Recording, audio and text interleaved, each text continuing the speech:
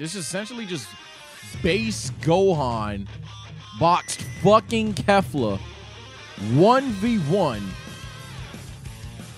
Wow. Ladies and gentlemen, boys and girls, children of all ages, if there's one thing we know about Dragon Ball fans is that we do not read until today. Today, we are going to actually read via video.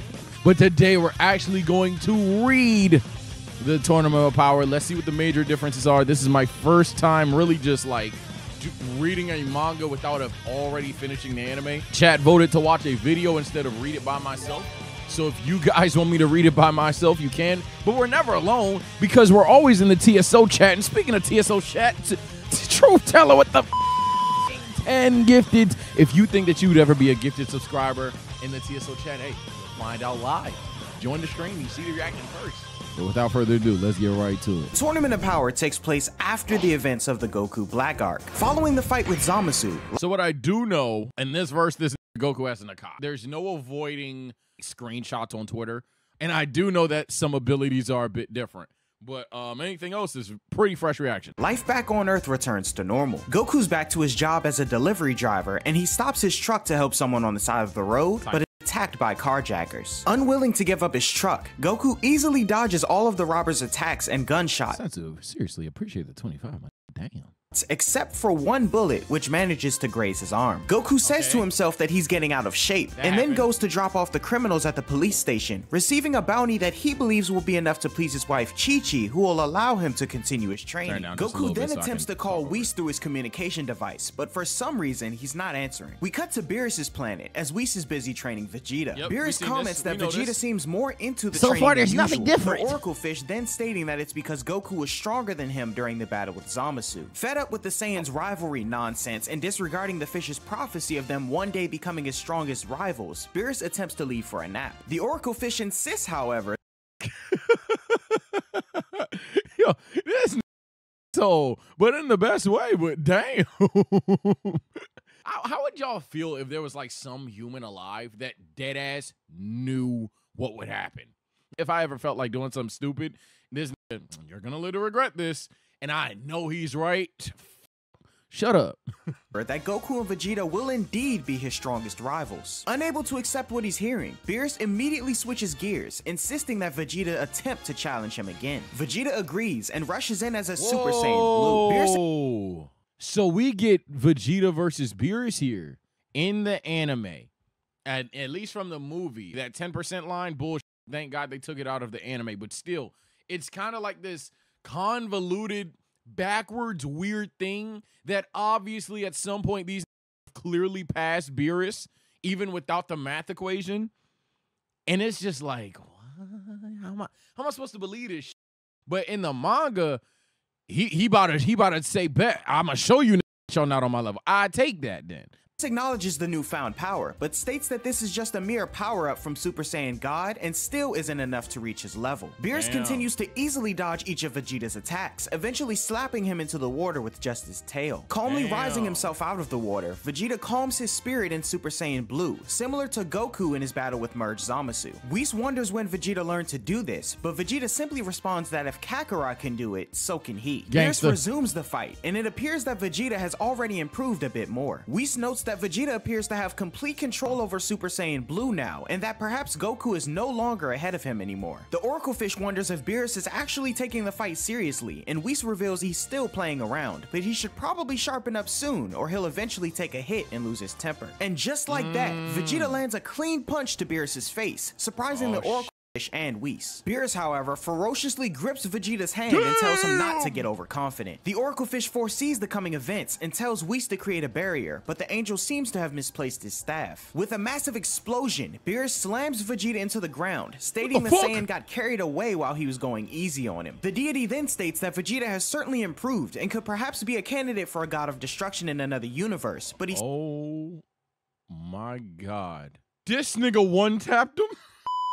I know hypothetically they literally just spoon-fed me the information that essentially this would happen to Goku too, but it's just the principle of it happening to Vegeta.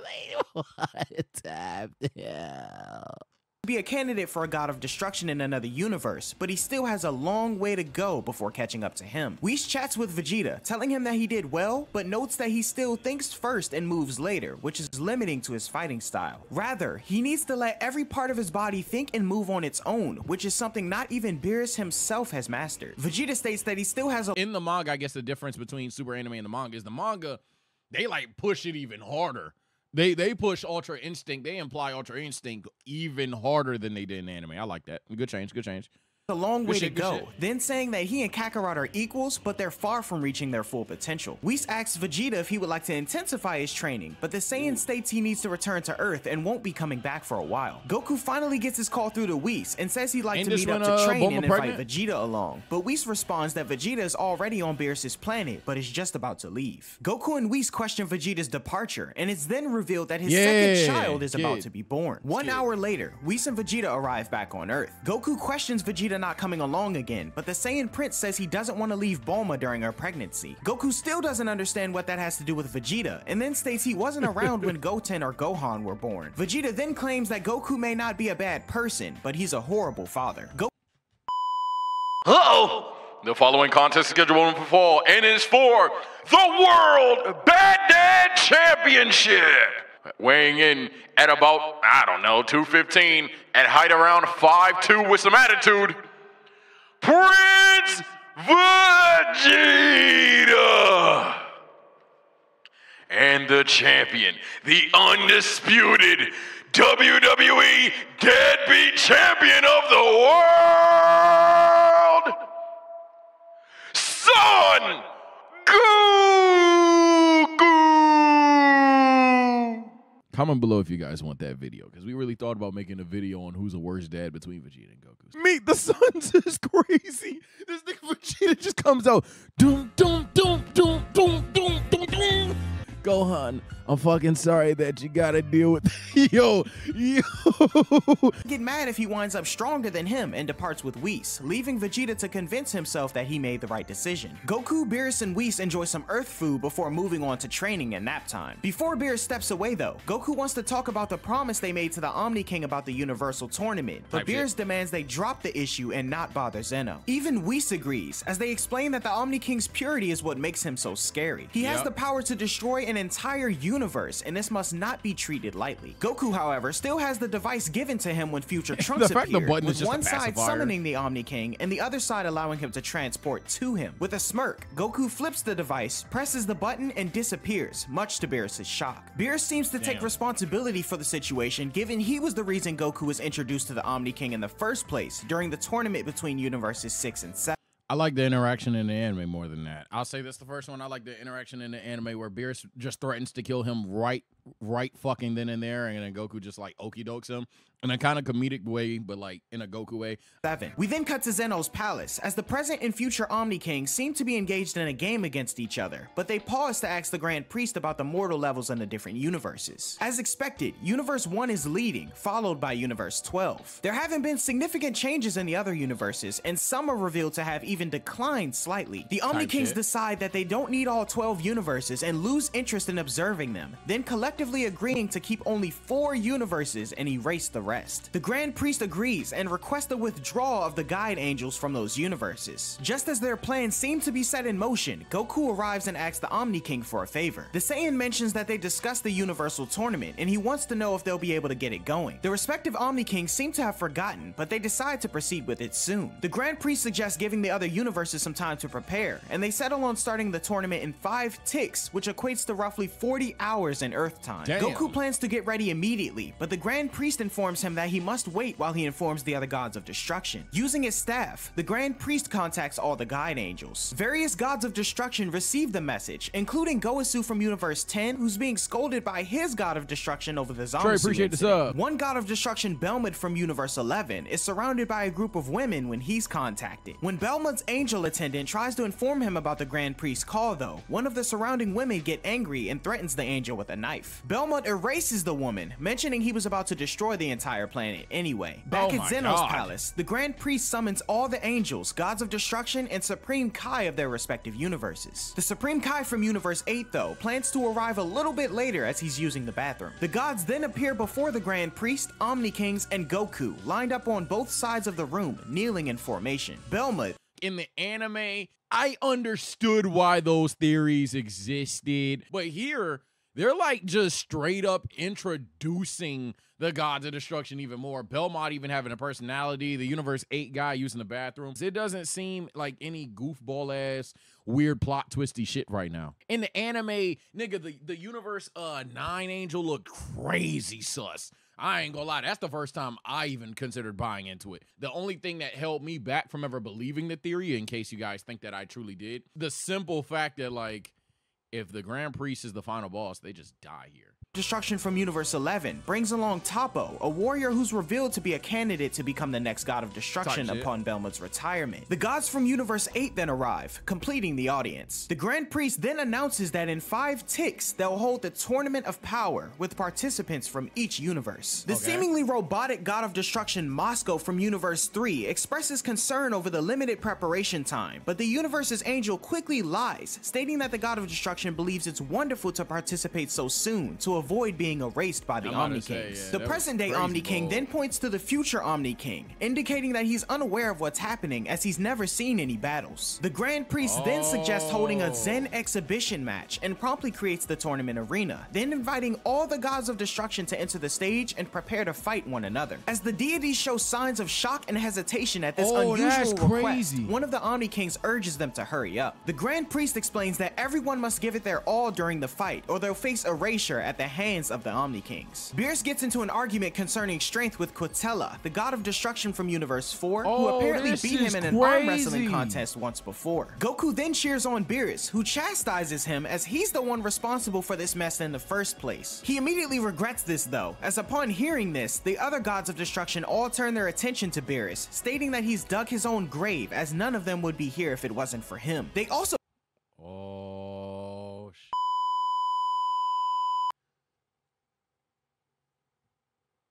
So my man Beerus about to get that "you are my special" level jumped. So obvious major difference for anime only guys, if you can't tell. Yeah, there was no Gohan, Boo, and shit. Nah, fuck that. Which change do I like more? This is interesting. I love the more Beerus in action scenes a lot. I swear I do. But I will concede, I do also love Goku just casually flexing that he had some hidden power or whatever, and then it kind of being like a smoke screen, and then Ultra Instinct being brought out later on. So that was kind of fire. Also point out that this isn't the first time his actions have put everyone in a position of being erased. The Supreme Kai of Universe 7 inquires about this, and Whis explains to both him and Goku that long ago, they once held a universal game of hide and seek at the request of the Omni King. Unfortunately, the game was cancelled though, because Beerus fell asleep for 50 years after hiding. The Omni Kings became— Yo, Beerus, you suck, bro. Yo, Beerus, you suck at your job. Like, what's going on, man? Became furious, and the other universes all had to work really hard to please him to avoid erasure. As such, the gods of destruction all held a grudge against Beerus ever since. Before the exhibition begins, as expected, all the gods of destruction decide to attack Beerus together. The Grand Priest begins the match, and everyone rushes in, as Beerus is able to dodge most of their attacks, with Whis mentioning to Goku that his body can sense attacks while making the decision to dodge all on its own. Moscow, however, ends up grabbing Beerus between his hands, and Whis points out that even Beerus isn't perfect. Beerus breaks free and disappears right before taking attacks from 3 gods of destruction at once. Some of the other gods fly into the air to deal with him, but mistakenly attack Champa instead of Beerus, who then— Racism. Racism, racism, racism, racism, racism, racism. Appears under a fallen Moscow and takes the opportunity to fire a massive blast their way. Though Sidra, the god of destruction from Universe 9, creates a barrier to protect them. Belmont then jumps in and quickly kicks Sidra away, noting how he left himself open, and after all, only one universe can be the winner here. All the while, Okay, so Belmont is just way more interesting here. I'll say that versus just a Jiren Glacier. That's 1. 2. Look, I know I say Dragon Ball fans can't read, but unless I'm fucking mistaken, could Beerus box hold 9 of these niggas at the same time? He kind of is in like a joking manner. Even when he's captured and tanks the attacks, he just casually gets up like, whatever. Like, it's... This nigga Beerus is just cucking all these niggas at the same time. He left himself open, and after all, only one universe can be the winner here. All the while, both the Omni Kings along with Goku all appear to be more and more excited over the prospect of the tournament. Bulma traps all the gods of destruction in a series of bubbles and throws a fury of playing card looking energy shots at them, but Liquor, the god of destruction from Universe 8, is able to break free and uses his multiple tails to shoot blasts at Bulma, creating a giant explosion. Liquor, however, is caught off guard by Indra's arrow! The god of destruction from Universe 2, who quickly shoots an arrow at him as it appears to strike his head, but it actually pierced his arm, much to his anger. The god of destruction from Universe 10, known as Ramush, then freezes everyone in their tracks with his battle roar before rushing in to attack. The surrounding Supreme Kai from other universes suddenly faint, and even Goku says he can't feel his body. Whis then reveals that Ramush possesses the greatest lungs in all the universes, and his screams are powerful enough to paralyze the nerves of anyone who hears it, although the angels themselves aren't affected. He then goes on to say that even the gods of destruction should barely be standing, as we cut to Champa and the other gods who stand frozen as Ramush rushes in, knocking the lot of them away. The gods continue their battle, and at this point, even Goku is having a hard time making sense of the ridiculous power and insanity of the match. As they continue their Goku and Vegeta seeing how truly outclassed they are versus just assuming they're outclassed is a very interesting dynamic. And I'm not gonna downplay the dynamic of Goku and Vegeta getting cocky in the anime and thinking they're on this type of time when they're not. That's actually, I'm not gonna downplay that, but I think I like this a lot more. Their assault on each other, the Omni Kings state that they can't see anything and become bored at witnessing an arena full of battle dust. We then cut to Quintilla, who deals a shocking blow to Ewan, the god of destruction from Universe 1, seemingly knocking him out. He then turns his attention to Beerus, who knocks out Ramush. The two trash talk a bit and rush in to settle the score, but the Grand Priest stops their punches with a mere finger, surprising them. The Angel states that the exhibition match was too intense for the Omni Kings to enjoy and cancels it, as we witness Belmont smiling on the ground, who doesn't appear to be battle damaged at all. As the universe's angels heal their respective gods of destruction, the Omni Kings consider throwing out the entire idea of a tournament and just erasing the unwanted universes as discussed. However, Goku urges them to reconsider, as after all, fights between mortals won't No, their battle was too intense to comprehend. Yeah, exactly. Like they're not strong. Be at the level of the gods of destruction. The Omni King then tells Goku to show them how he fights, and the Grand Priest calls Toppo from Universe 11 as his opponent. So we still get the fight. In order to make the match more interesting for the Omni Kings, the Grand Priest announces that flying, weapons, and killing will all be prohibited, and the first person to touch the outside of the ring will be the loser. Whis is then questioned by Korn, the Angel of Universe 11, on Goku's manners. Whis, however, explains that Goku actually helped the Omni King once, and so there's familiarity between them, shocking Korn. Toppo wonders whether Goku is also a candidate to become a god of destruction, but Goku responds that he has no interest in that and simply wants to get stronger. As the fight begins, Goku rushes in as a regular Super Saiyan, Whis figuring the Saiyan is likely doing this to observe his opponent. With no attacks landing, Toppo tells Goku to get serious. Meanwhile, the future Omni King is impressed by Goku's transformations, and the present Omni King says that Goku has even more in store for them. The Grand Priest asks Whis how many transformations Goku has, to which the Angel replies 5 total. The Omni Kings happily say they want to see them all, and Whis instructs Goku to display all his transformations in this fight, to which he agrees. Goku then transforms into a Super Saiyan 2, but the Omni Kings don't feel anything different from the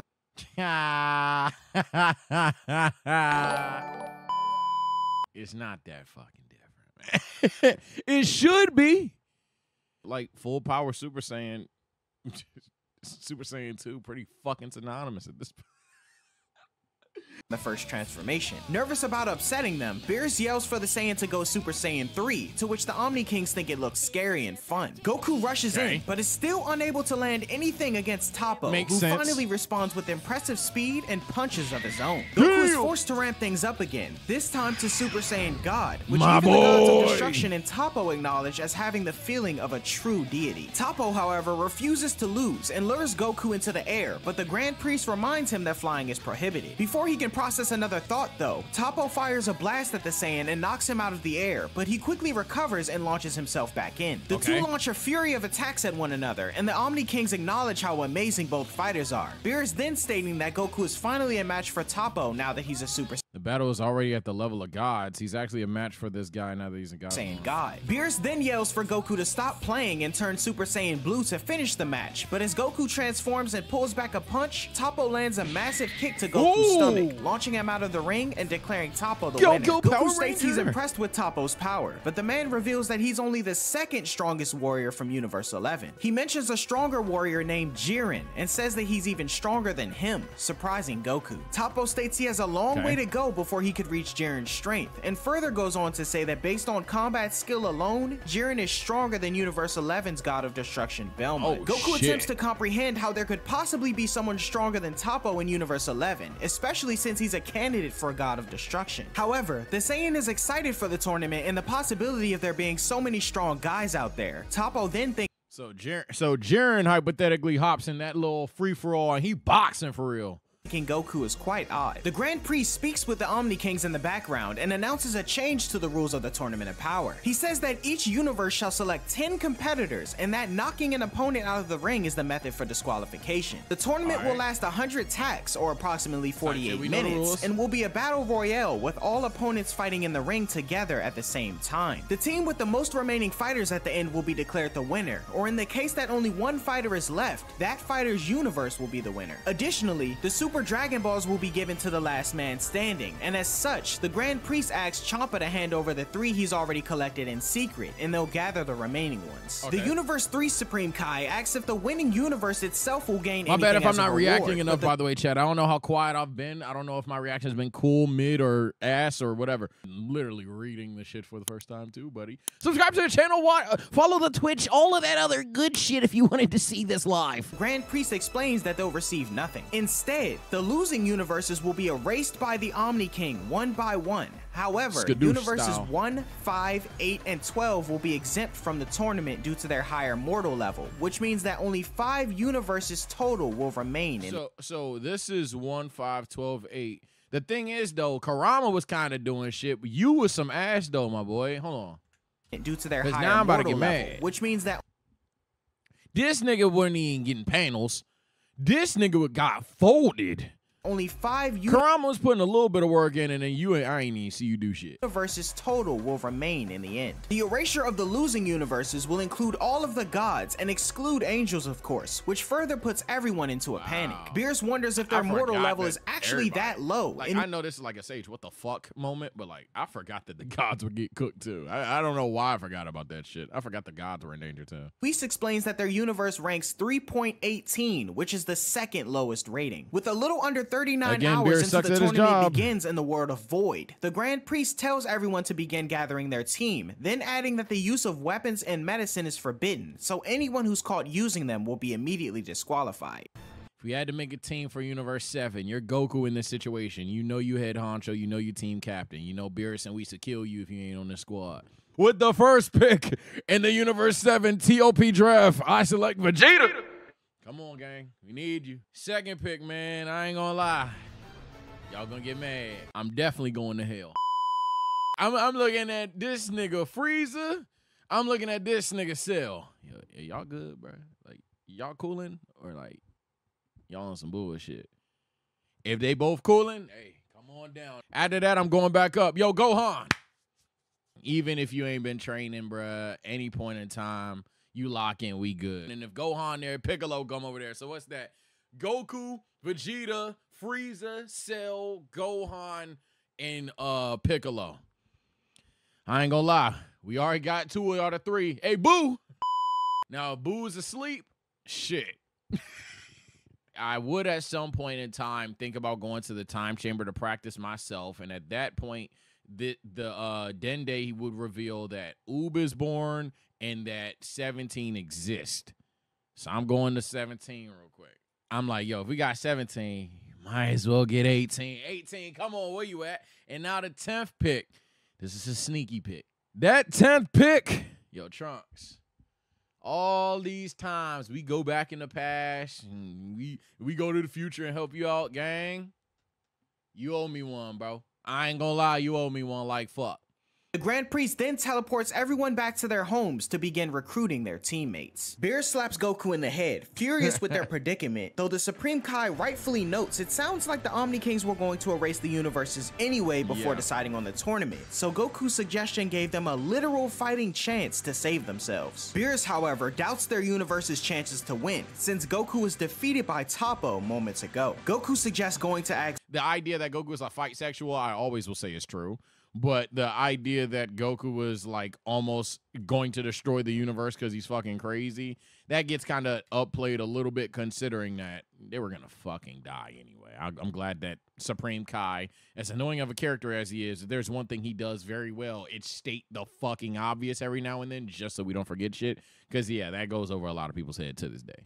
Zeno to call off the plans for erasure, but Whis advises against this, stating that the Omni Kings and Grand Priest have made up their minds, and if Goku tries to change things now, he may offend them and get himself erased. Beerus delivers another I told you so to Goku, and since the best fighters are probably on Earth anyway, they decide to make their way to Bulma's to eat up and start planning. Meanwhile in Universe 11, Belmont is relatively unfazed by their predicament, fully confident in Toppo and the Pride Troopers, so long as the mysterious fighter Jiren participates. Back at Capsule Corp, Vegeta and Bulma are in disbelief at Goku's incompetence. The group then discussed that since there's no written exam this time like in the Universe 6 and 7 tournament, they can bring Buu along to fight. Vegeta, of course, is a natural choice to add to the team, but the Saiyan refuses as his second child still hasn't been born yet. Whis then appears holding a blanket and with a quick motion of his eyes, delivers the baby immediately from Bulma. With Vegeta now able to participate, the group moves on to figuring out the rest of their team. It's like the best C-section of all time. Apparently, there are only 28 planets in Universe 7 with life on them, as planets Sadala, Vegeta, and Namek have all been destroyed. However, Supreme Kai had not observed all of them in terms of combat strength, excluding them from consideration. We suggest they continue from the previous tournament's team of Goku, Vegeta, Piccolo, and Buu. Goku then suggests Monaka, but Beerus forbids it, saying Monaka is sick. Vegeta questions if Gohan can fight, but Goku is unsure. Goku states they should bring Goten and Trunks, but Vegeta says to leave the kids out of it. Goku then figures they can bring Master Roshi, Tien Shinhan, and Krillin instead, along with his wife number 18. Vegeta figures that if they decide to bring 18 along, they should also bring number 17. However, Bulma wonders if he's still evil, and on top of that, they have no idea where he might be, so Goku... Well, at that point, I ain't gonna lie, considering what they know, if Vegeta's the one that brings up 17 in this verse, that's fine. But at that point in time, they could just handle 17 for what they know. Now, obviously, 17 is, spoilers for anybody, a fuck ton stronger.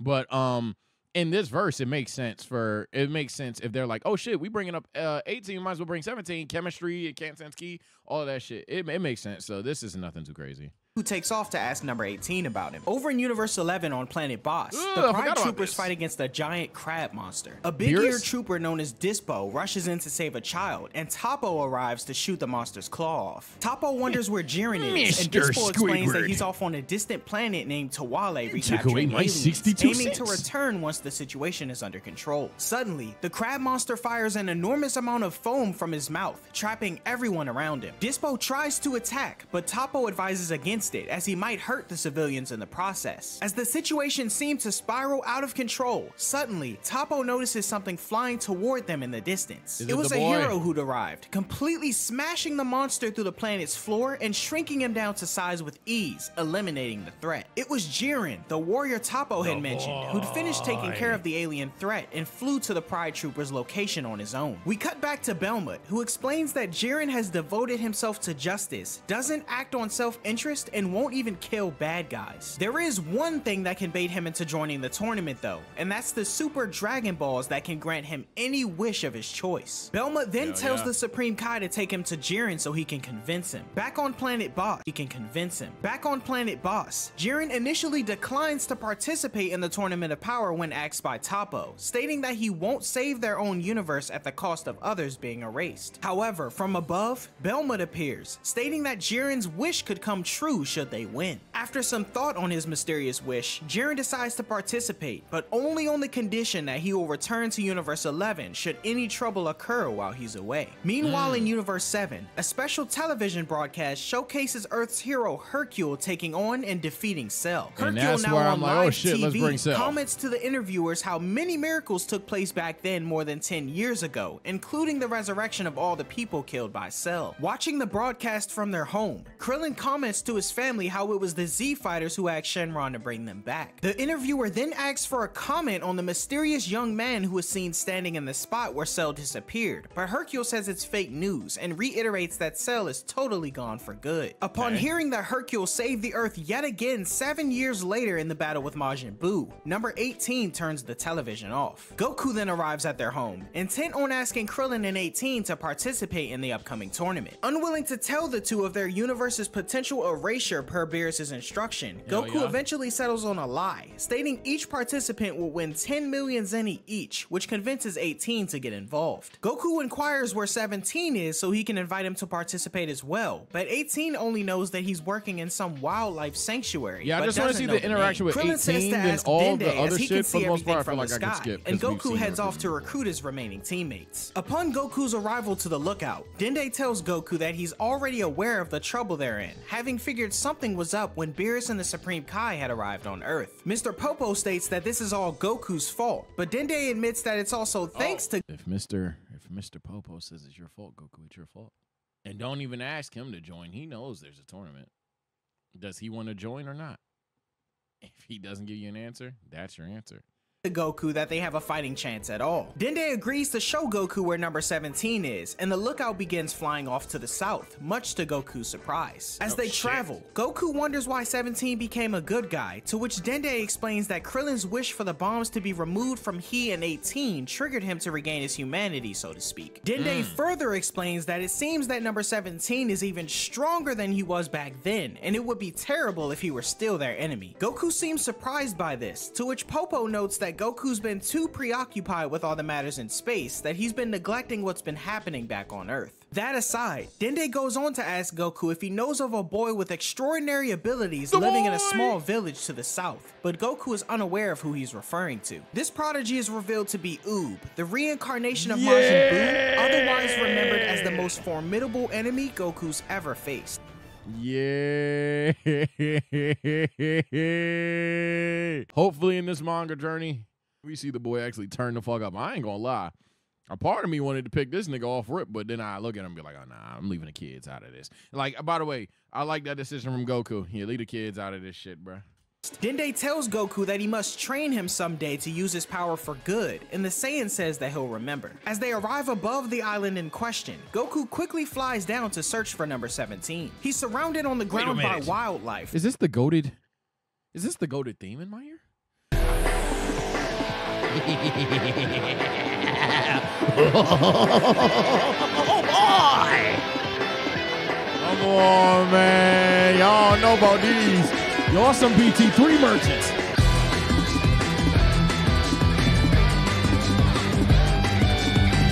Y'all don't know about no BT2. Only to be caught up in the next moment in a gang of poachers chasing after them. Goku has no idea what 17 looks like and assumes that one of the head poachers is him. The poachers, however, spot the actual number 17 and open fire, only to be easily handled and tossed into the distance. Number 17 glares at Goku and attacks him, believing he's one of the poachers, and the two trade blows as Goku powers up to Super Saiyan 2 and eventually Super Saiyan 3. Okay, 17 surprisingly holds his own and knocks Goku to the island floor, although the Saiyan uses instant transmission before he can damage the habitat. Goku attempts to talk to 17 peacefully, but the android blows him away with a key attack. As he then attempts to— We see a ton more of Super Saiyan 3 in the manga in these 21 minutes than we do in the anime.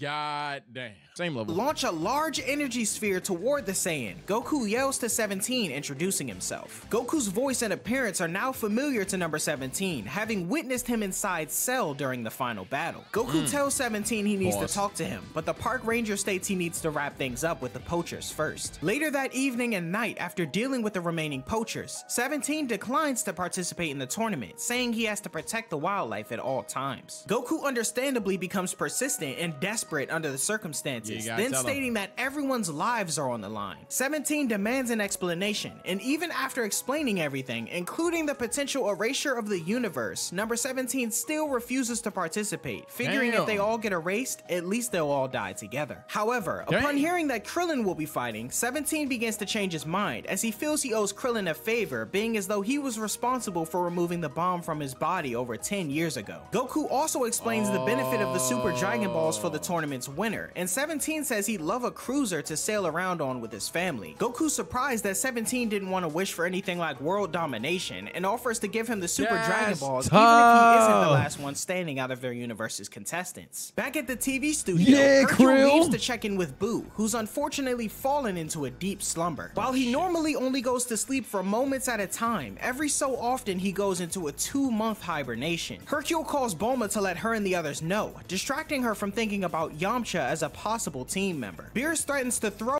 Alright, Bulma. I know you smart. I know I used to be your boo. Yamcha. Roshi off of techniques alone. Even if Roshi wasn't training. Off of techniques alone, I'm taking Roshi. Throw Boo out of bed, and Hercule offers to participate in his place, although Vegeta declines his offer immediately. The group are down to only 8 competitors now, so Vegeta suggests they get Gohan. Whis calls Goku to relay the news. Look, I get it, Gohan hasn't been training, but I don't think Gohan's weaker than fucking Yamcha. And come on now, man. Doesn't like the fight, though. Pretty sure he likes his family. Goku just, hey, son, I know you ain't on it right now. That's fine. Nigga, we need you. and that's it. Senzu beans in preparation to train Gohan for the tournament of power. Over in Universe 6, Kappa visits his homeworld planet Sadala at Champa's insistence to gather the best fighters, unconcerned of whether they're good or bad guys. The Saiyan notices a vehicle drive by that should be one of their own, and the two men discuss being in someone named Caulifla's territory, but remember they're soldiers of the Sadala army after all. Their car comes to a sudden stop when a woman appears in front. It's revealed to be Caulifla herself, and she demands the men hand everything they have over to her and her 3 partners. Though one of the men know of Caulifla's strength, the other grows upset and attacks the woman, who easily dodges the punch and slams the man into a nearby building. As she and her pals go through the Sadala army stuff, they realize the bags are filled with food and jewels meant to be tributes to the king of Sadala himself. The attacked man then pulls out a gun, which disappears just as quickly as he drew it, as one of the other women with Caulifla casually holds it behind her back and proceeds to crush it with ease. So she's just a lot cooler in this. Cool. Caulifla and the others leave to sort through the loot when Kaba appears at the door, so KO's just a lot cooler than this. Shoot a gun out of one of the hoodlums' hands. Kaba presumes the woman in charge is Caulifla, and she remains unfazed. Back in Universe 7, Supreme Kai wonders if the other universes have chosen their warriors yet, as Bulma walks by to find he and Whis conversing, wondering if they'll be getting any sleep. Whis states he has no need for sleep, and Supreme Kai is still worrying over the selection process of suitable warriors for Universe 7. Back to Universe 6, Kaba is clearly making little progress with Caulifla, as he's seen flying through the air following an attack from her. Caulifla expresses no interest in joining the tournament unless Kaba can somehow force her to, although she has yet to meet a single Saiyan who can manage to defeat her. Kaba then transforms into a Super Saiyan and quickly moves behind Caulifla, who's now unable to keep up with his attacks. Kaba references the transformation by name and states the Saiyans of Universe 7 can all do this, further confusing Caulifla. Following an extended series of attacks, Kaba stops short of delivering a final blow to Caulifla, instead extending his hand to show one of the stolen jewels she had around her neck. Caulifla's cohorts watch on as Kaba demands its return and further explains their situation, as once again, the tournament will consist of other Saiyan warriors who have evolved even further than them. Kaba then promises to teach Caulifla how to transform if she joins their team, and she agrees. In the meantime, somehow one of Caulifla's cohorts has stolen the jewel back again from Kaba without his noticing, leaving him in awe. Back in Universe 7, Beerus wakes up at— Is KO just like casually just I was like, no, she could have just called him lacking. Capsule Corp to find Krillin there, who states that Master Hey, Roshi no Diddy will also be joining them. Krillin then mentions what some of them will be doing with the prize money, which confuses Vegeta. An hour later, Goku returns from Tien's house after convincing him to join the team, and Krillin gets upset with him for lying about the true stakes of the Tournament of Power, but ultimately agrees to still fight. To smooth things over, Bulma offers to still pay 18 and Roshi, assuming Universe 7 wins, pleasing Goku but annoying her. The group still needs an additional teammate though. Goku states he wishes he'd asked Future Trunks to stay a bit longer, and Beerus notices that everyone they've chosen is from Earth, no thanks in part to Frieza and his army being wiped out. Goku then gets the bright idea to bring Frieza back from the dead to fight with them, shocking everyone in the room. The group explains that they wouldn't have enough time to gather the Dragon Balls to revive him, but Goku states that they could use fortune teller Baba to bring him to Earth for 24 hours, same as she did with him and Vegeta during their battle with Buu. Vegeta questions Goku's desperation, assuming they'd still be able to win with their team as it stands already. Goku, however, admits that he already lost to someone in Universe 11, and apparently the universe seems to have an even stronger ally than that on their side. To confirm, Goku asks Whis if there are stronger warriors than Universe 7 out there, and Whis explains that he doesn't really make it his business to know about them, but it's possible that some warriors could be participating that no one's ever seen or heard of before. In Universe 6, that's an interesting dynamic. So they made Goku lose to justify why he'd go so far, versus in the regular verse, this is a situation where Goku's still just as smart here, but is just on some bro. Why would you hold back? Both reasons for Frieza are pretty fucking good. I actually like I like both. Kaba travels off with Caulifla, who's apparently mastered the new Super Saiyan transformation already. Kaba notes that Universe 7's warriors apparently had a lot of trouble with it, which prompts Caulifla to note that she's more talented than them. In the back seat, Kaba's also asked one of Caulifla's cohorts, Kale, to tag along as they need all the help they can get. Caulifla admits that Kale is promising, but still has a ways to go, and she nervously acknowledges the statement. Back in Universe 7, Krillin concedes that they may need Frieza, and even Vegeta is willing to go along with the plan. Beerus comments on how low Universe 7's fallen to be recruiting dead people, though Whis sees it as a unique move and says they should wait to see how this plays out. Down in Frieza's own personal hell, the Tyrant awakens from a flashback of his loss against Vegeta and Goku to a scene of parading fairies and Goku himself standing before him, commenting on how nice things are down there. Goku then offers Frieza a chance to get out for the next 24 hours, but Frieza can tell there's more to the story than he's letting on. The next morning, Goku has still not arrived back with Frieza. The others have all gathered though. Vegeta, Gohan, Piccolo, Krillin, number 18, number 17, Tien Shinhan, and Master Roshi. Vegeta comments on Gohan's growth and assures 17 that his island is in good hands with Trunks. Wait, Gohan rocking the Piccolo trip again? Okay, so he just off-screen trained. I gotta give score 1 for the anime there. I'd rather see something. Along with Goten to watch over it to make sure poachers don't hurt the wildlife. In Goku's absence, the group assumes he failed to get their last member. Tien assumes that Goku is off getting Yamcha and says if it comes down to it, he'll go to get Chaozu himself. Just then, fortune teller Baba appears with Goku. All right, team, you got, let's bring it down here, chat. I know we've been agreeing, disagreeing on certain shit throughout the entire tournament, but whoa, can we agree that he going a little too far? Goku and Frieza, each looking rather beaten as the group. Now that's funny. I know I just discredited the Gohan thing because that shit was off screen. Them popping up, beaten to a pulp is kind of hilarious. Shocked by Frieza's presence yet again. Goku apparently had to do some persuading to get him to tag along, and Piccolo throws them each a sensu, stating they need to get moving. As Vegeta mocks Frieza for the halo over his head, Goku notes that the Tyrant's apparently gotten even stronger, using his time to image train in preparation to murder everyone. Beerus says he'll stop Frieza himself if it comes down to it, but Frieza says he's only joking. Whis wonders how Goku managed to convince Frieza to join in the first place, and the Tyrant reveals it took a promise of his complete resurrection should their universe survive, much to everyone's shock. Beerus and Whis gather everyone up in a circle and tells them to hold hands as it's the only way to transport them all together. Frieza initially refuses to touch Goku, but Beerus threatens to erase him and he complies. Beerus then so they changed. Why did they change that? I mean, that's not a bad thing, but it went from Vegeta not wanting to hold Frieza's hand to Beerus not wanting to hold, to Frieza not wanting to hold Goku's. That's funny. In a weird way, they kind of like cut Gohan for the sake of Beerus here, and I don't know how I feel about that, but I'm not a Gotard. In general, though, Beerus needs this more than Gohan.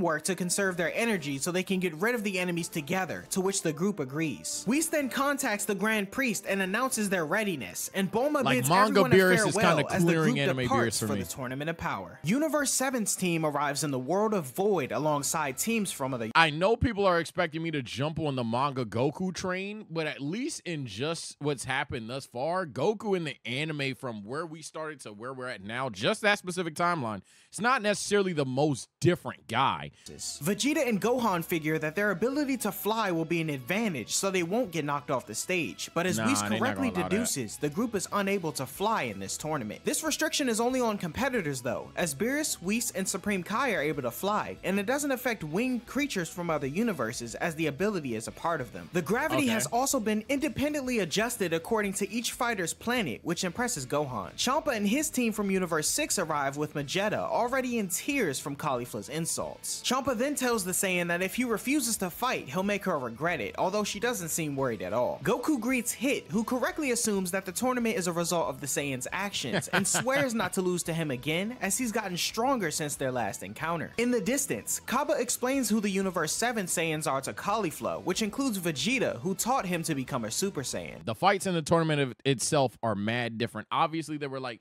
noticeable differences going up to this point, which I don't think this has been bad content at all. I ain't gonna lie, editing team. I don't know about you. I think we just made a Zuvi tonight. This is where I'm expecting shit to go sharp left turn. And Frost also meet, agreeing to team up with one another for the time being. Goku and Vegeta look toward Universe 11, assuming one of the warriors they do so much more for the gods of destruction. Goku wanders over to say hello to Toppo and introduce himself to Jiren. Last pause before I let him like rap for a little bit. But Beerus is more interesting. Belmont's more interesting. Hell, pretty much all the gods of destruction are a bit more interesting outside of the mouse guy. He was kind of good the entire time. And then Universe 9 got a little bit less of a push here. Gohan, for the most part, I think they're just playing up the fact that, yo, he has been training this entire time. But then it's kind of weird that, like, they wanted to recruit him second to last. Who immediately dismisses Goku, stating that he's pathetic and he'd rather not waste his time on it. Goku steps away, and taking another look at their competition, Bulma deduces that compared to Jiren, every contestant in the tournament is pathetic, and they shouldn't be worried. The Grand Priest greets all of the teams and introduces the two Omni Kings, as Beerus, Supreme Kai, and the others take their seats, Beerus demanding that their universe's team works together. Champa and Beerus take swipes at each other's teams, while Piccolo, Gohan, and others are confused over a universe that appears to only have 8 fighters. The Grand Priest then explains the rules, as the fight will last 100 taps, which equates to about 48 minutes in Earth time. The central pillar in the arena will descend as time passes, and the fight will officially be over when it reaches the bottom. There are no weapons allowed, killing is forbidden, and the objective is to knock the opponents out of the ring, who will then be warped into the stands afterward. The tournament begins, and as Gohan begins to prep everyone for teamwork, Goku, Vegeta, Frieza, 17, yes, thank you. If there's one thing I was begging the manga to keep, no, we ain't doing that teamwork shit around here.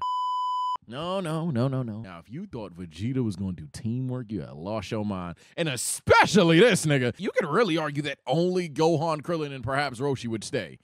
And 18 all rush out in different directions on their own. Each of them manage to immediately take out various fighters except for Goku, who's rushed by the majority of the Pride Troopers from Universe 11 all at once. Goku's forced to transform into a Super Saiyan and knocks them away. Okay, first major difference. So Goku frame 1 just gets jumped by the Pride Troopers. All right, here we go. Then setting his sights directly on Jiren. As all the fighters continue to clash, Frieza stops to speak with Frost, offering him a tip that the bald fighters on his team should pose no threat and could be knocked out easily. Frost questions Frieza's motives since Frieza, what the shit? Reducing his team's numbers could result in a loss, but Frieza says that he's only concerned with this is crazy on the Saiyans, and Frost agrees to play along. Krillin, Master Roshi, Gohan, Piccolo, and Tien Shinhan decide to stick together, but suddenly the group is attacked by Vegeta. When the group dodge his attack, Frost takes the opportunity to knock off a distracted Krillin, eliminating him immediately. Beerus yells at again, and this is one of those situations where I'm not going to be the guy that I hate where, hey, I want every character to do everything and have the world's longest anime manga, all that shit. But yeah, hey, if you going to push somebody, you got to pull on somebody else. Yeah, that nigga Krillin got cooked. Krillin once he reappears in the stands, and Champa You didn't even do anything.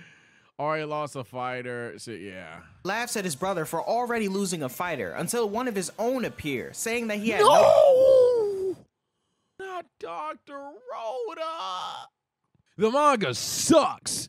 The manga is trash. no time to use his magic spells to avoid getting eliminated. Supreme Kai then notices that several fighters from other universes are also appearing in the stands. Back in the arena, Frost is fighting Tien and Master Roshi, preparing to eliminate them both next. Gohan notices his team having trouble and tries to help, but he's stopped by the trio of danger of Universe 9. The team of Bergamo, Lavender, and Basil attack Gohan as a group, and the young Saiyan has trouble with their teamwork. Piccolo is fighting against 3 other members of Universe 9, and Tien tells Master Roshi to dodge before he fires a Neo Tri-Beam at Frost. The blast attracts the attention of other fighters nearby, and with Tien already exhausted, Master Roshi tells him not to overdo it. Krillin wonders if the attack worked, and Beerus confirms it didn't, pointing out Frost emerging from the smoke completely unharmed. Frost then suddenly charges at Tien and lands a hard punch, eliminating him. He then directs that one makes sense. You just make Tien look like a fraud, but that one kind of makes sense. I'd have liked to see the Tri-Beam re-protected. That's the only thing I say. Like, the Tri-Beam is that move that, like, does something to somebody. So when it did nothing, the manga a lot meaner. I don't know if I like, love, or hate it. It's just crazy. His attention to Master Roshi, stating that he'll be the next to go. The Universe 7 spectators notice Frost conversing with Frieza, and they speculate that Frieza's leaking intel about his teammates to Frost. Krillin yells to Goku to go for Frost, as he's the biggest threat to their team, and Goku, having been preoccupied in his fight with Universe 11, is surprised that Krillin and Tien are both already eliminated. Goku then spots Frost about to attack Master Roshi and protects him, then advises that he and Master Roshi fight Frost. Let's get it. However, Roshi yells at him, telling Goku to focus on his own opponent since he wants to fight Jiren. Frieza then tells Frost to pull back since Goku would likely be too much for him to handle, and the two take off. Frieza then asking Frost if he's currently in his final form, to which he answers yes. Frost is surprised to hear that Frieza has another transformation up his sleeve, and Frieza advises that Frost fight at full strength for the rest of the first half, and when he's tired out, he'll jump in and take over, which Frost agrees to. Meanwhile, Piccolo is fighting Okay, so that's vastly different. I thought he was about to punt kick Frost the fuck all right here, but nope. Razel, who has him trapped and flying through the air, preparing to drop him out of the ring. Gohan, still fighting the trio of danger, notices his master in trouble and kicks out an explosive wave to knock the brothers away. Gohan then jumps into the air to save Piccolo, who notices this and moves his head out of the way so Gohan can land a clean hit on Razel. Gohan begins to fall out of the ring, but saves himself by firing a Kamehameha to propel himself back in. As Razel— Yes, we're bringing it back. We're bringing it back. Let's fucking go. We're bringing it back. The foot Kamehamehas. He's saved by his teammate Hop's extensive claws. The remainder of Universe 9 then gather in front of Gohan and Piccolo ready to attack. But Frost— Okay, so they change it to— oh wait, what? suddenly zooms past the two, firing a huge blast at Universe 9 and knocking one of their members known as Oregano out of the ring. Universe 9 member Hissop suddenly appears behind Frost and attempts to crush him with a punch, but Frost overpowers the large warrior and whirls him around, knocking why is Frost moving like Hemi in this jump? What the hell? And eliminating them both. Frost then turns his attention to the other warriors of Universe 9 and knocks them all out of the ring as well. What the fuck? With just the trio of danger remaining, they retreat to avoid being knocked out, and Frieza is impressed by Frost's performance. The tyrant says Frost has done enough and prepares to step in, but decides to give him one more piece of advice as he grabs the fighter by his throat and tells him never to trust anyone. Frieza then kicks Frost out of bounds to the surprise of Champa and the other spectators, and Whis realizes that this was—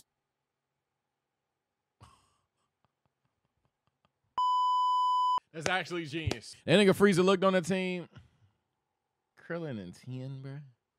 Bro, I'm not doing this with these niggas, bro. Hey, go pack them up, bro. Are you done? I actually fuck with that, bro. Bergamo is the only fighter remaining from Universe 9, and he's cornered by Piccolo. Piccolo tells him to jump to spare himself the pain, but Sidra yells to Bergamo to hang in there, noting that it's the end of their universe if he's eliminated. Piccolo, hearing this, hesitates as Bergamo pleads for mercy, but Frieza suddenly knocks him off, reminding Piccolo with a smirk that— So Piccolo is gonna be the first person to deal with, like, oh my god, I have to wipe a universe. So then this Frieza's like, that's what I've been waiting for. This is about their own survival, and he'd be wise to remember that. With Universe 9 now completely eliminated from the competition, they're and I like that though. I like the idea. Even a character like Piccolo just doesn't know if he wants to do it. Raced by the Omni Kings, leaving just their angel. The fighters all stop evil smirk. Stop their battles distracted by this, and the Grand Priest reminds them of the rules, with Supreme Kai afraid that even the gods will be erased from their universe should they lose. Beerus dramatically yells to his universe's warriors that losing is certainly not an option, and the remaining fighters hear him, as Goku states they'll be doomed either way if they lose. With Universe 9 now eliminated, there are now 43 minutes left in the Tournament of Power. The gods of destruction from the exempt universes discuss what just happened, commenting on how each universe up till now seems to have lost a few fighters, except for Universe 11, which still remains in the lead. Meanwhile, Goku as a Super Saiyan confronts Toppo and Dispo, but soon finds himself completely outmatched, unable to land a single blow to the swift Dispo, who creates an opening for his teammate Toppo, who begins to pummel Goku into the floor. As Goku begins to realize that he's running out of power, he notices Hit getting knocked down in the distance by Jiren. Goku then transforms into his perfected Super Saiyan Blue form and knocks Toppo away as he rushes in to attack Jiren. However, a single ki wave from Jiren is enough to knock Goku backward towards Hit, surprising Beerus and Krillin in the spectator seats. Goku recovers and wonders if Hit was able to use his time skip on Jiren, but Hit says it proved to be useless against him. Toppo and Dispo join Jiren in order to help him fight against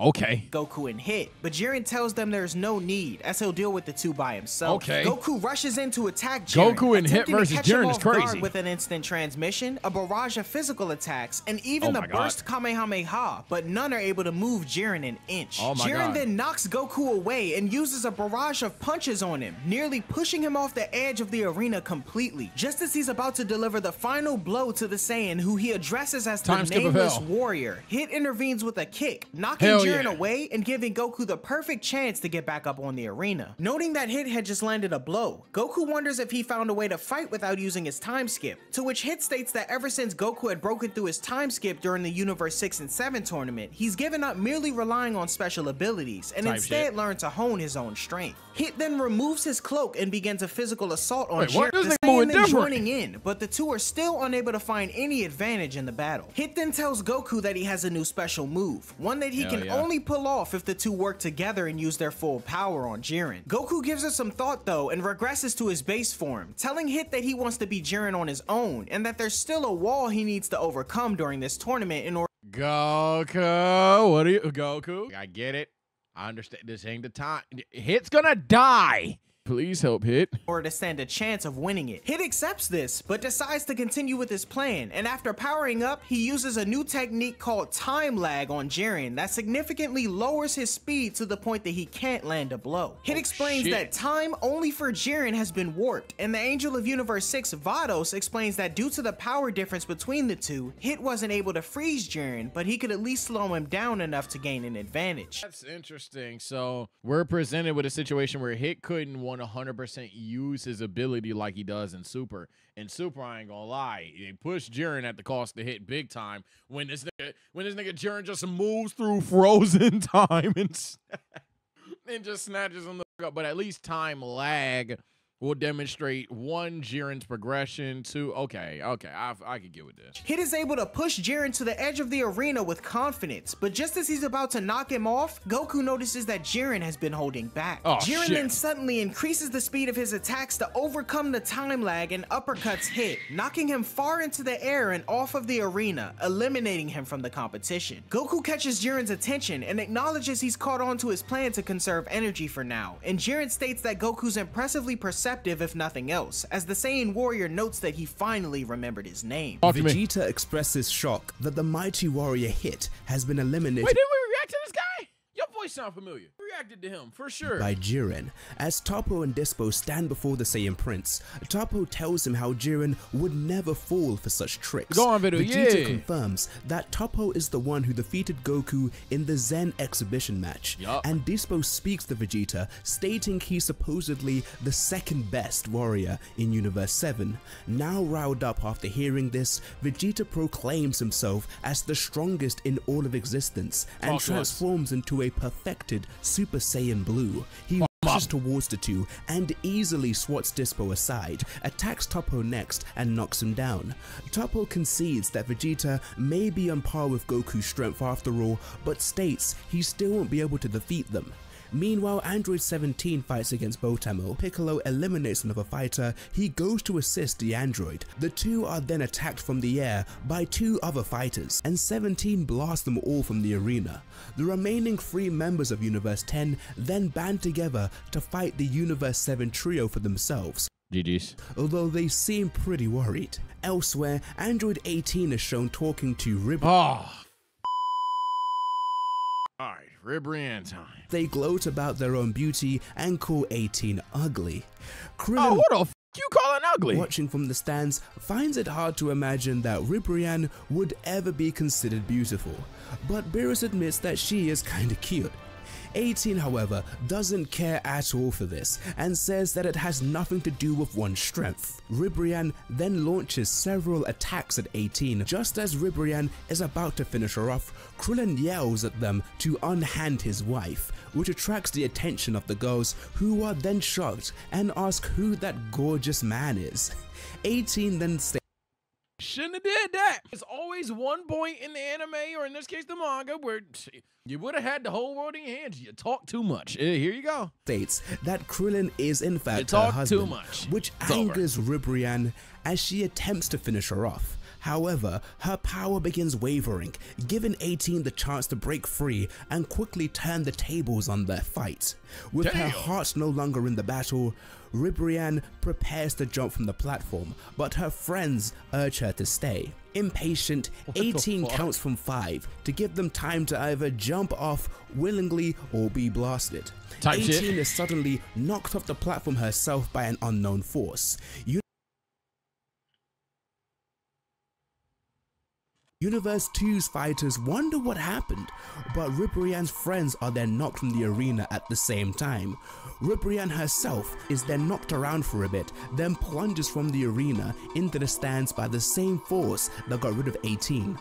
The god of destruction, Kutella, then praises the timing of his invisible fighter, and the 2 remaining warriors Gohan, Piccolo, and 17 had been fighting are knocked out as well. Now aware of the presence of invisible fighters, Piccolo uses his senses to take the fighter by surprise and blast him off the edge of the ring. Another invisible fighter attacks Piccolo from behind, but he attempts to counter, misses, and is hit hard in the stomach, sending him out of the arena and eliminating him. Once again confused as to what's happening, Quintella brags about their secret weapon. Gohan and Android 17 tried to focus on the enemy, but 17's hit hard and skids backwards towards the edge of the platform in between Goku and Jiren's battle. Oh no. And nearby Dispo suggests to Jiren that they should retreat for the time being until they're aware of who their mysterious enemy is, and the two move away from the center of the action. The android uses his heightened hearing abilities and is able to determine the fighter's location, and it's not an invisible fighter after all, but a bug-looking fighter, a mere inch tall, who was too small to see. Panicked, the fighter tries to flee and leaps into the air to get away, but 17 simply blasts him off the platform to eliminate him. With another fighter gone, the Omni Kings express how much fun they're having. Meanwhile, Frieza fights against Caulifla, having little trouble overwhelming the Saiyan. Caulifla calls him out and only going after the Saiyans, and Frieza confirms this proudly, as he Frieza, what the yeah, Actually, yeah, that's exactly what I'm doing. Her sheer aggressiveness allows her to gain the upper hand on her opponent with a powerful close-range blast.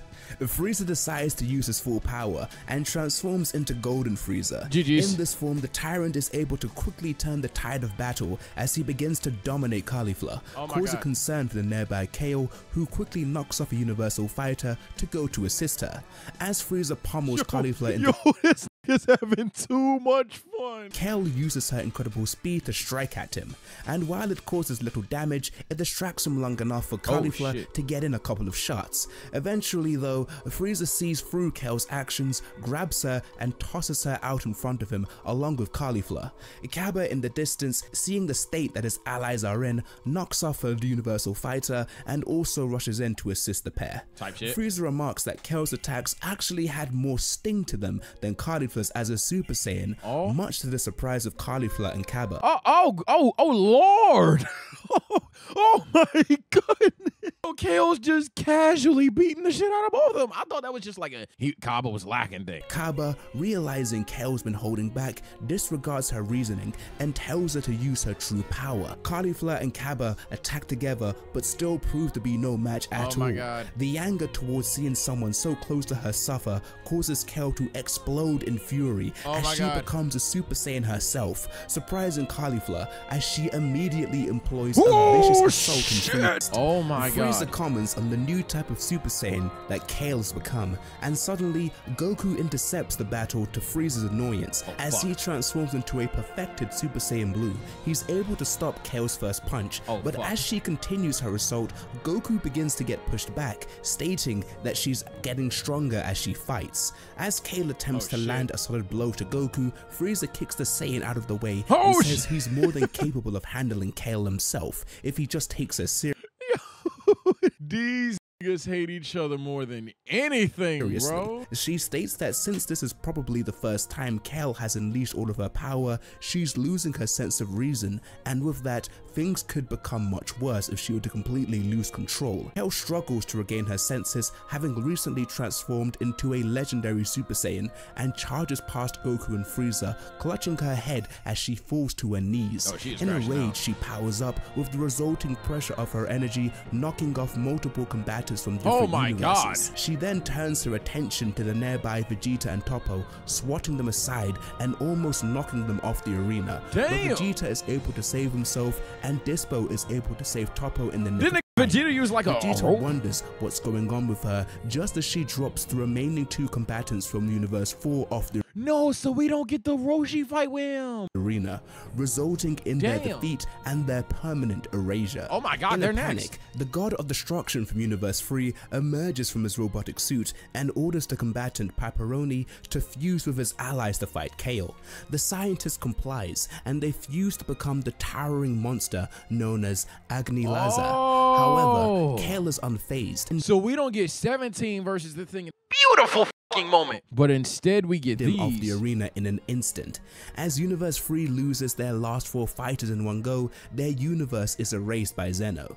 The tournament has reached the halfway point as the middle of the tower is 5 tacks down out of 10. As the Saiyan continues her rampage, Caulifla realizes that all this time, Kale's been keeping her superior strength hidden to protect Caulifla's feelings. Instead of getting upset at the differences in their power, Caulifla is overjoyed and encourages Kale to keep her rampage going. At the same time, Kale also eliminates the 2 final combatants of Universe 2, and they're promptly erased. The final battle cry, the warrior known as Obuni attacks Kale, but is easily struck off from the arena, and Universe 10 is erased for good. Fighters, as Kale slows down, Caulifla goes to check on her, but Kale knocks her hand away and charges off. Caulifla calls out to one of her teammates, Magetta, to stop Kale, but the Saiyan lifts him off the ground with one hand and tosses him from the arena. The 2 Namekians of Universe 6 then speak to Kale. I be telling y'all that some people in this world, they show you once, leave that alone. Stop talking to Kale. As they can surely win with her level of power. But Kale answers back by simply blasting the 2 off the arena at the same time. Caulifla asks Cabba what's wrong with her, to which Cabba responds that she may be the legendary Super Saiyan who only shows up once of every 1,000 years. He tells her that once a Saiyan is awakened, their power continues to grow and rampage until they self-destruct. Cabba transforms into a Super Saiyan and attempts to stop Kale before that happens, urging her to remember why she's fighting. But Kale is unable to rein herself in and deals a devastating devastating punch to the Saiyan, knocking him out of the ring. Before he's eliminated though, he's caught by Vegeta, who mocks Mentor him for being tossed aside by an ally and tells him to explain what's going on.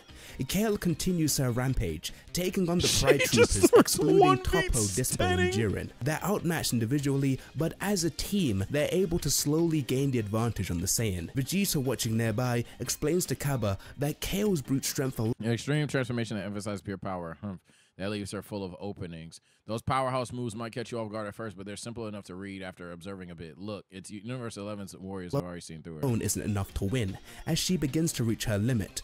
Cabba pleads with Vegeta for advice on how to save his ally, but Vegeta just walks off. Good luck, kid. Vegeta berates him. Need me to hold your hand, child. Don't forget, in this arena we're foes, so don't look to other universes. Stating that in the ring they're enemies, and he isn't there to offer aid as he heads back to finish his battle with Toppo. Caulifla approaches Cabba to come up with a plan as she pulls up her trousers. A pair of Potara fall from her pocket. Cabba wonders what they are, and Caulifla says that she stole them from the Supreme Kai of Universe 6 prior to the tournament. Champa realizes this and calls out the Caulifla, telling her to put one earring on her own ear and the other on Kale's ear so they can fuse. Caulifla expresses doubts about being able to hold Kale long enough to attach the earring, but Cabba volunteers to do it himself. As he rushes towards Kale in her battle with Universe 11's so they warriors, fuse out of desperation here? He's intercepted by Dispo. Up to something, aren't you? Unlike my colleagues, I'm actually a force to be. Oh, wow. Okay, dick. And beaten with his lightning fast attacks. Caulifla transforms into a Super Saiyan and stops him, telling Cabba to save Kale. At that moment, Universe 11's warriors launch Kale off the arena. Cabba leaps off towards her and manages to attach the earring, then throws her back on stage and plummets in her place. With little time to act, Caulifla puts on the other earring and the two are suddenly pulled together, fusing together to become the female Saiyan. So now they got a controlled, stronger Kale.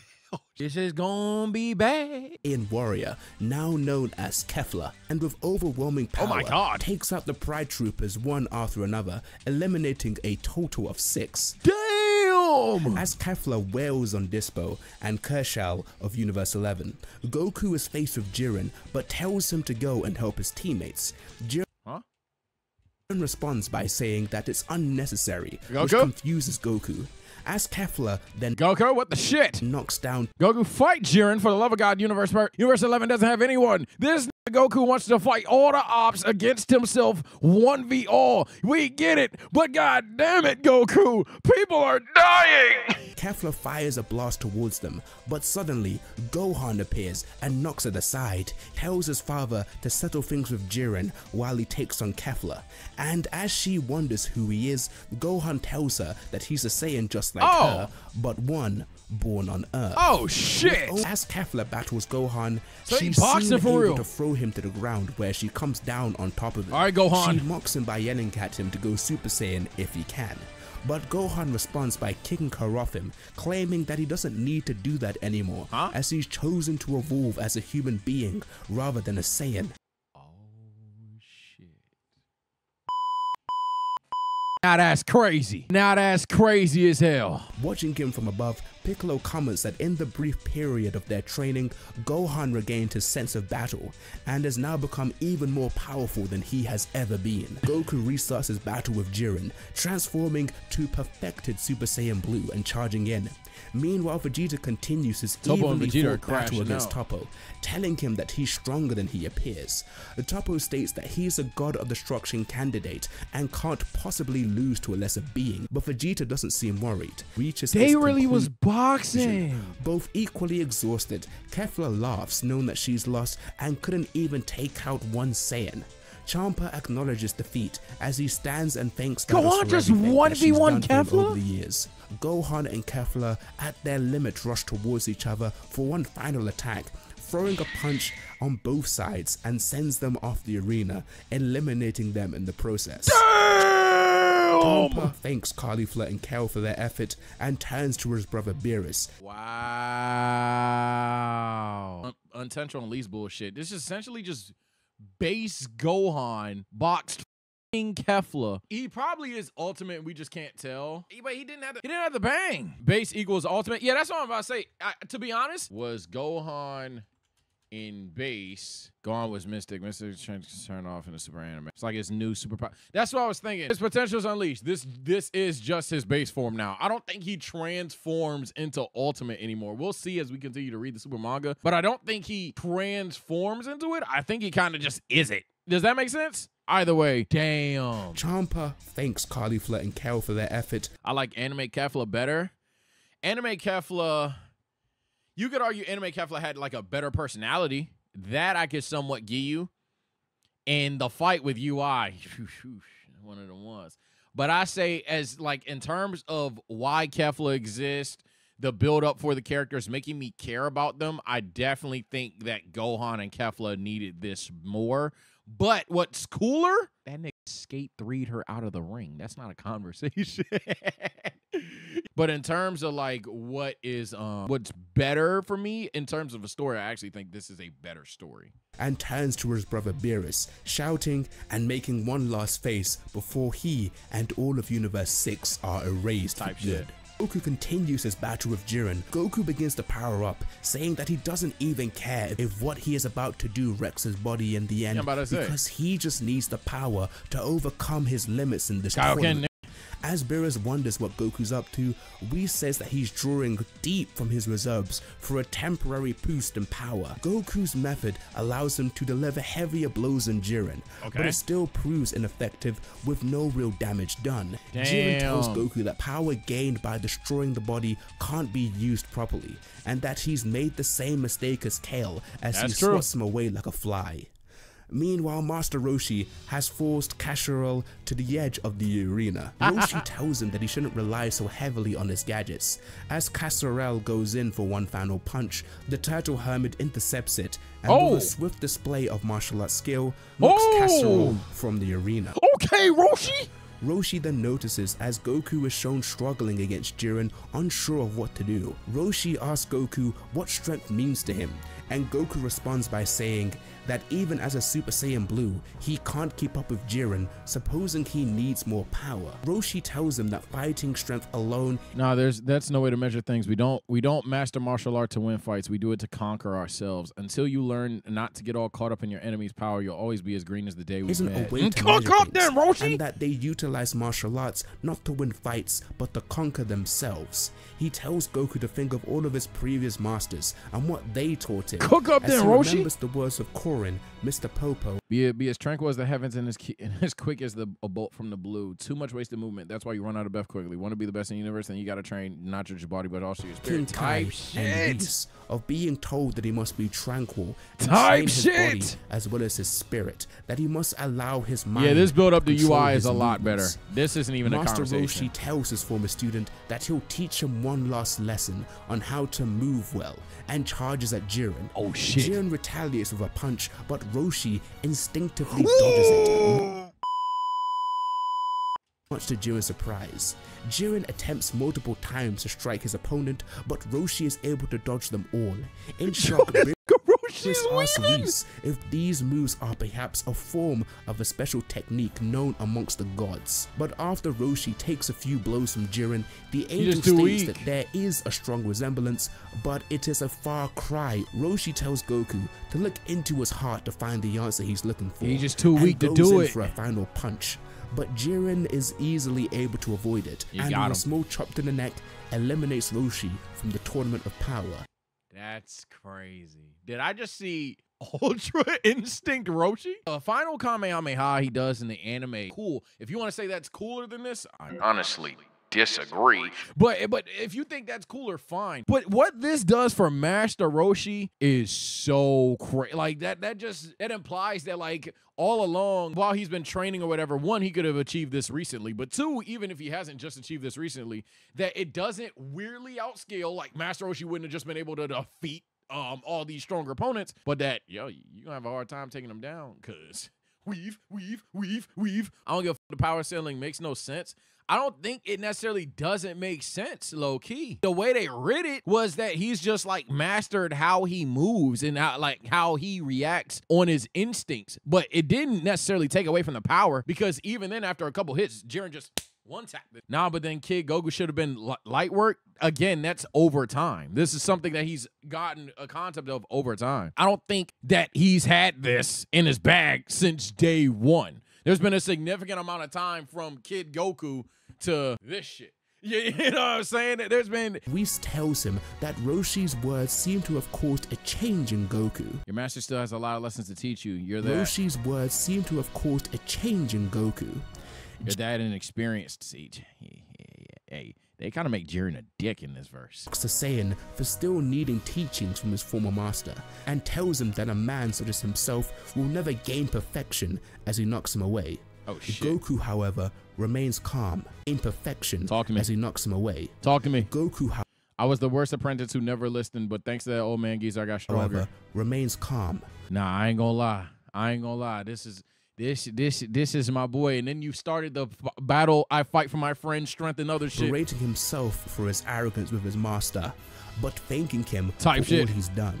As Jiren attempts to land a final blow, Ku dodges and appears in a new state, shocking Beerus. Oh shit. Beerus wonders if his eyes are deceiving him, but Whis confirms, stating that Goku has learned the technique which severs the link between the mind and the body, allowing the user to attack and dodge subconsciously, known as Ultra. That's tough as fuck. I'm seeing a pattern, because yet again, coolness, maybe because it's a visual, obviously. Coolness, there's definitely something cooler about Goku Jiren. Boom, boom, boom, boom, boom. All this boxing. Spirit Bomb blinks away. Fantastic feat. Falls into Spirit Bomb. We think the nigga dies. Boom. UI Omen. But in terms of like the storytelling, this is dominating. This is an infinitely better story to me. I'm not gonna lie. Like that one last lesson, then seeing your teacher get kind of eliminated, man. Jiren asks Goku if he overcame the wall that he aspired to, and Goku confirms this. Vegeta in the distance, shocked that Kakarot's reached a new level of power. Oh, Beerus is upset that Goku pulled off the technique before him, and he and Jiren rush into battle once more. Box up then. Goku, however, returns to his normal state almost immediately and gets hit hard. Whis stating that Goku must have found a chance to tap into Ultra Instinct briefly, but nothing more, as the angel acknowledges that the Saiyan struggle has only just begun. Jiren tells a battle-damaged Goku that a man with such little resolve will never be able to beat him. Man. Meanwhile, during his battle with Toppo, Vegeta shows frustration that Goku jumped ahead of him yet Crash again, out then, Vegeta. breaking his limits while the Saiyan Prince is left struggling against his opponent. Crash As out then. Toppo tries to attack Vegeta from behind, the Saiyan Prince completely disregards the Universe 11 warrior and powers up. He's crashing the out. force of his aura knocking Toppo crashing out of the ring and onto some debris. He's crashing. Beerus noting that Vegeta's aura has completely changed. So it's still bluer. It's same thing. Attacks Jiren. However, the Pride Trooper is unaffected, but impressed that Vegeta was fighting Toppo while concealing his true power. Vegeta, however, replies that Saiyans evolve as they fight, and his power from a few minutes ago. Yo, this Jiren is like such a dickhead, bro. He said, your name is Vegeta, right? Yo, this nigga's a dickhead. Jiren asks Vegeta is him acquire same strength as him, Ultra Instinct. Such a move doesn't suit me. The notion of being taught anything by anyone even. I had no master and no memories of my father, King Vegeta, teaching me. I'm a prodigy, forged by the fires of solo training. Okay, I fuck with it then. But the Saiyan answers that he has no interest in the ability, stating it doesn't suit him. Nigga wants to literally wants to like invent his own transformation, invent his own techniques and all that shit, which is very consistent now that you think about it. Yes, he'll train with Whis. Yes, he'll train with Beerus. Yes, he'll train with Goku, but he doesn't want to do anything he sees someone else do anymore. That's tough. Vegeta then rushes in to attack Jiren once more, Whis commenting that the Saiyan Prince plans to evolve in his own way, and given his fighting style, he's right in deducing that Ultra Instinct doesn't quite suit him. Hell yeah, While Vegeta lands another clean blow to Jiren, Goku commences performance. Vegeta further explains to Jiren, when they were lazy on Earth play fighting in their little martial arts tournament, I was fighting hundreds, thousands of battles through the cosmos. That while Goku and his friends were lazing about on Earth. I love this dynamic as well. Goku is literally trying to be the best of both worlds thing. The nature versus nurture thing still is always within Goku. Gohan is 100% on nurture. He's not denying it in the sense of I hate Saiyans, all that, but he don't even want to rely on it at all. Vegeta is full-blown nature. He's 1,000,000% 10 toes. Yo, I am a Saiyan. I'm going to be the pinnacle of Saiyan strength. Gohan, yes, I acknowledge my Saiyan instincts. Yes, I acknowledge what I am capable, but I am an Earthling to the core. Jiren acknowledges Vegeta, stating that besides Goku in his Ultra Instinct state, there hasn't been anyone that's fought as hard as he has. However, Jiren then appears behind Vegeta and lands a blow to the back of his head, once again establishing his dominance. After a few more blows to Vegeta, Jiren explains that he always puts his life on the line when he fights, no matter how weak his opponent is, as that's how he was taught to fight by his own master. As Toppo watches from a distance, Frieza belittles him for relying on others for survival. Frieza shows enjoyment in torturing the Pride Troopers in their vulnerable state. 17 tells him to Yo, Frieza, come on, man. Dispo then asks Jiren for help, as they can't return to the ring on their own. Jiren stares at his teammate in disappointment, giving Goku the perfect chance to teleport to safety with Vegeta. Jiren teleports in front of 17 and Frieza and knocks them aside, as both fighters were unable to keep up with his speed. Jiren stares at Dispo as he asks for help, but the warrior tells the two to observe from the bench. This is an asshole. Oh, I know y'all gonna love manga Jiren more. I don't need to talk about it. I like both, but I already know you niggas already gonna love manga Jiren. He will finish things alone. Jiren watches as the rock Toppo and Dispo are one breaks apart and the two are eliminated. Damn, so Toppo's resolve thing doesn't happen. You know what? Hot take, good. As good as it, like, the characterization between Toppo versus Vegeta was, I'm not gonna lie, I don't need to see Vegeta imitate the final explosion. That was such a nostalgia bait. If I've ever seen anything, it was one of the low points of the Tournament of Power to me personally. I know some of you probably thought it was cool. I thought it was awful. Ashamed that in their comrades' eyes they were just getting in the way, Jiren remains as the final opponent in the Tournament of Power against Universe 7, but Belmod isn't worried. Jiren surprised Frieza is still around, to which the tyrant notes that he's the type to hide his true potential. He then transforms into Golden Frieza and rushes in to attack Jiren. Talk to us. Frieza glances at the giant pillar in the middle of the ring, and Jiren realizes that he's trying to buy time. He then puts in more effort to distract Frieza by destroying a portion of the ring and attempts to knock him away. But his attack is blocked by 17. Android 17. Jiren, however, puts in more force to knock Frieza and 17 out, but the android saves them by using his energy to land on nearby debris. Hell yeah. 17 tells Frieza he'll take the lead for the next attack, but quickly realizes that he's no match for Jiren. The android, however, has a plan and asks Krillin and Android 18 to take care of his wife and children on their island. 17 then powers up after mentioning his wishes to keep his own universe safe and blows himself up. Nani? Much to the 17's explosion eviscerates half the ring, but Jiren remains unharmed and still in the competition, disappointed at witnessing just like the stone wall, bro. Goku steps forward though, remembering 17's sacrifice, but showing no anger at what happened, as his resolve to win and save his universe once again unlocks Ultra Instinct for him.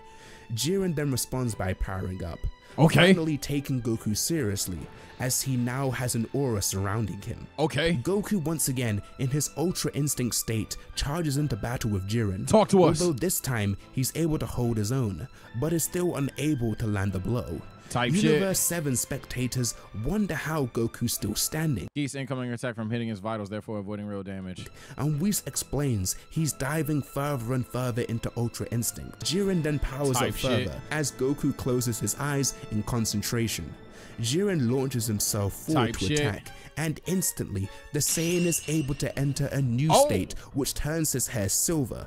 Goku counters an incoming Jiren punch to the stomach. So in the last verse, Goku called back to just like what Whis told him. What the manga ends up doing is just having Goku call back on everything of the past. That final lesson from Roshi, then Mount Paozu, then obviously what Whis says, and then finally he's able to attack here. The true state of Ultra Instinct. Jiren falls to his knees in pain, but recovers quickly, continuing his assault on Goku, but is unable to land a single blow. The tide of the battle changes as Goku lands a few devastating blows and knocks Jiren down for the second time. Goku then powers up a Kamehameha and launches it at Jiren from above.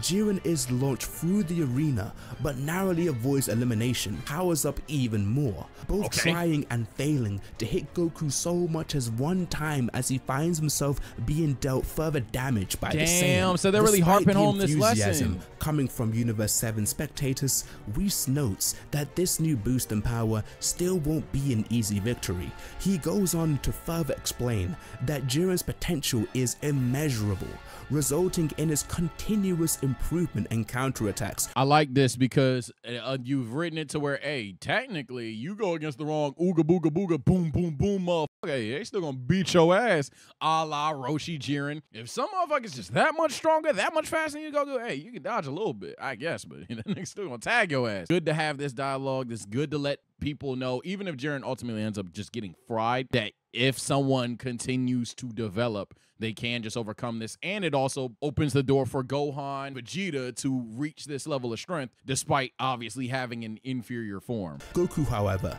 having recently tapped into Ultra Instinct, is actually struggling, as every subconscious reaction his body makes takes a toll on him, for he must train further to wield the technique at its full potential. 100%, yep. The battle rages on, as everyone wonders whether Jiren will run out of stamina first, or if Goku's battle of perfected attrition. Ultra That's Instinct awesome. will That's wear off fire. Instead. So this is different. This is literally a who crashes Seven first. is unable to keep up with the warrior speed in battle, but suddenly Whis confirms Goku's defeat. Jiren finally lands a hit on Goku, launching him aside as his perfected Ultra Instinct vanishes and he returns to normal. Vegeta is able to catch the Saiyan before he falls off the edge, and Jiren vows not to lose. He's determined I cannot allow myself to lose. I will be perfect force for my justice. To become the perfect force for justice, just as his master had wanted. Jiren tells the Saiyan pair that he'll use his wish on the So he just wants to resurrect his master. Super Dragon Balls to resurrect his master Gichin, who'd previously been slain by a monster. Dispo in the sands voices his surprise at this, unaware that the death of his master was still affecting Jiren. But Toppo tells him it's due in part to Jiren never receiving approval and recognition as his master's successor. Vegeta mocks Jiren over the use of his wish, stating it to be a selfish one, but this angers Jiren. This is all right, I'll say this objectively, this is better than that other backstory they gave us, I ain't gonna lie. Who charges towards To be honest, less is more. Another example of less being more. That's it. Just tell me he lost his master, didn't get an approval. Oh, okay, cool. I don't need an episode dedicated to the backstory of Jiren, bro. Unless it's a damn good one, so fair enough, execution matters. But either way, didn't really need it. Especially given you've gone this far to make Jiren such a stoic kind of an asshole character, even in the anime. I don't need you to try to justify why he's a stoic asshole. Tell me what he wants, give me his motivations, and make it believable. That's it. You want to bring your master back to life so they can tell you what a good boy you are. It's crazy. It turns out you're relying on others more than anyone type shit. Who charges towards them type shit, Vegeta. In talking any longer. Jiren is now considerably weaker than before. Talk to us. As the two fight in perfect sync, Jiren is pushed back as Universe 11 watch on in amazement. Belma then explains why Jiren's master never gave him the recognition he sought for so long, as he'd always been solitary in nature. His master was the one who recommended Jiren for the Pride Troopers team in the first place, but it wasn't to polish his strength, there you go, but to learn the value of teamwork. You gotta teach the true strength type shit. Having fighting together, Beerus asks Whis if all the training with them was to work on their synchronization unknowingly, to which Whis confirms, stating that the Saiyans never even realized, as Goku and Vegeta continue fighting, prepared to blow Jiren away for good.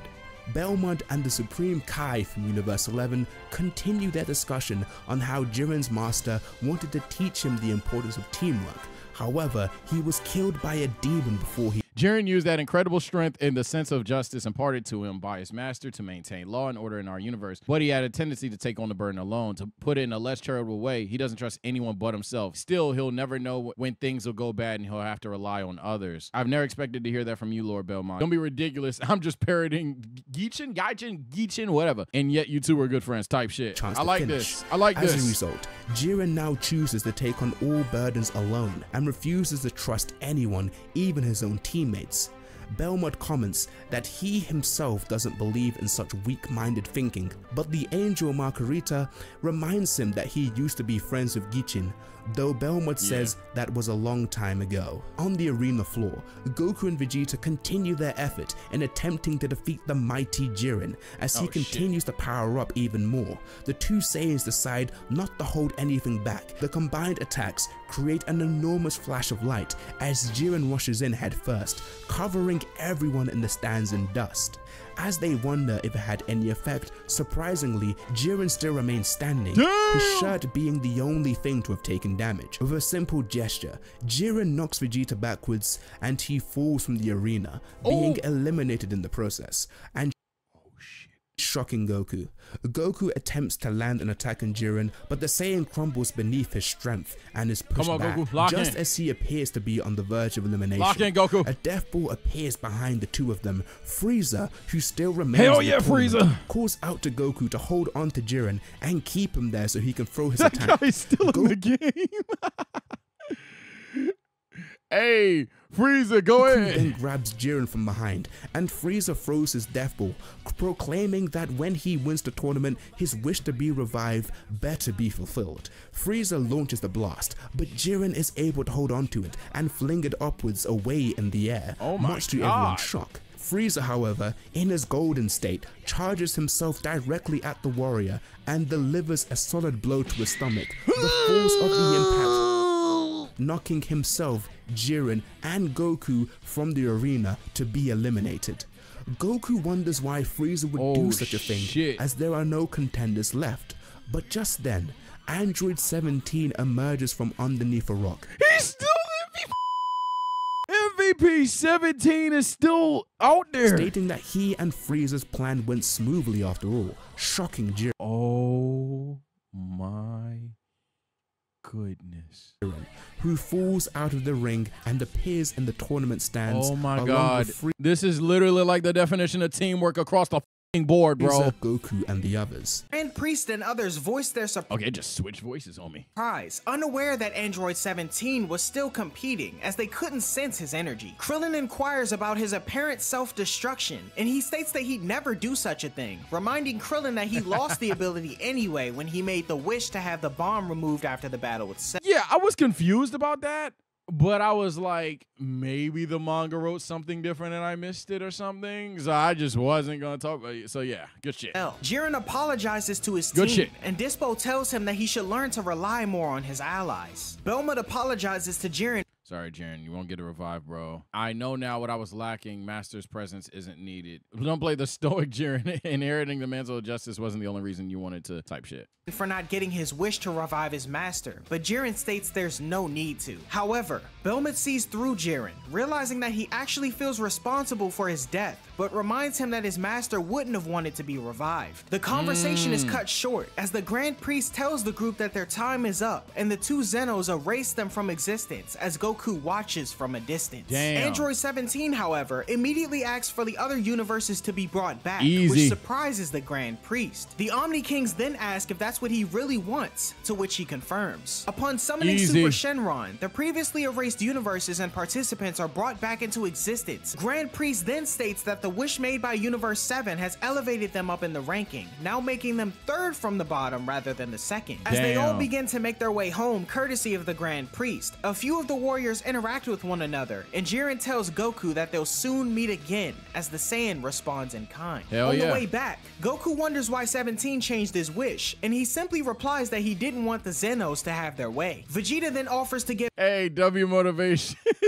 17 a ship of his own for his family, stating that he's sure Bulma would happily give him one, being the savior of the universe. Frieza then chimes in, reminding Goku about his promise to revive him, but suddenly, Whis uses his powers to grant him life again, saying that it's a gift from Beerus, who praises him for his strategy in defeating Jiren. He vows to continue his evil ways, though Goku says he'll just beat him again if he does. In no time at all, everything returns to normal across the multiverse. Sometime after though, Frieza causes more trouble once again, resulting in Goku and Vegeta having to defend the Earth from a Saiyan they had never encountered before. I beg your pardon? I can say this, some final thoughts. First things first, the manga is just objectively a better story from start to finish. I don't think anybody will do a lot of debating, but that doesn't mean the anime was bad, and there's some things about the anime I do like as well. Some fights that I think are cooler by design. For sure. Goku and Hit versus those Pride Troopers, awesome. Goku versus Kefla, hey, fire. The ending of the anime, I ain't gonna lie, fire ending in the manga. Hell, perfect design plan, teaches the teamwork shit as well, but I ain't gonna cap. That super ending, it was damn good. 1.5K likes. We will go on to the moral arc or whatever arc's next. But hey, take care, stay blessed. I'll see you all next time, man. This was fun.